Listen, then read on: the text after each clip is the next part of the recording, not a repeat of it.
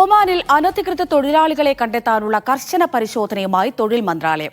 മസ്കത്തടക്കമുള്ള വിവിധ ഗവർണറേറ്റുകളിൽ ജനുവരി 1 മുതൽ തൊഴിൽ മന്ത്രാലയത്തിന്റെ പരിശോധനകൾ കർശനമായി നടന്നുവരികയാണ്.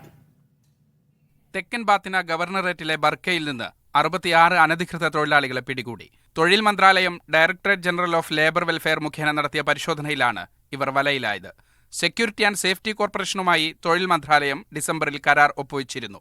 ഈ സംവിധാനം ഉപയോഗപ്പെടുത്തിയാണ് തൊഴിൽ നിയമലംഘന പരിശോധന ശക്തമാക്കിയിരിക്കുന്നത്. പ്രവാസികൾ ഏറെ തിങ്ങിപ്പാർക്കുന്ന മസ്കത്ത്, ദോഫാർ, വടക്ക് തെക്ക് ബാത്തിന എന്നീ 4 ഗവർണറേറ്റുകളിലെ വിവിധ പ്രദേശങ്ങളിലാണ് ആദ്യഘട്ടത്തിൽ പരിശോധന നടത്തുന്നത്. താമസരേഖകൾ ശരിയല്ലാത്തവരും വിസ, ലേബർ കാർഡ് എന്നിവ കാലാവധി കഴിഞ്ഞവരും പിടിയിലാവും. സ്ഥാപനങ്ങളിൽ ജോലി ചെയ്യുന്നവർ ലേബർ കാർഡിൽ പറഞ്ഞ ജോലി തന്നെയാണോ ചെയ്യുന്നതെന്നും ഉറപ്പാക്കണം. രേഖകളില്ലാത്ത ഹോം ഡെലിവറിയും മറ്റും നടത്തുന്നവരും കുടുങ്ങും. ഒമാൻ സ്വദേശികൾക്കായി നീക്കിവച്ചിരിക്കുന്ന തസ്തികകളിൽ ജോലി ചെയ്യുന്നവരും പുതുക്കാത്തവരും പിടിയിലാവും. നിയമവിരുദ്ധ തൊഴിലാളികളെ തൊഴിൽ വിപണിയിൽ നിന്ന് ഒഴിവാക്കാനും തൊഴിൽ വിപണിയെ നിയന്ത്രിക്കാനും ലക്ഷ്യമിട്ടാണ് പരിശോധനയെന്ന് അധികൃതർ വ്യക്തമാക്കി. Media 1 Muscat.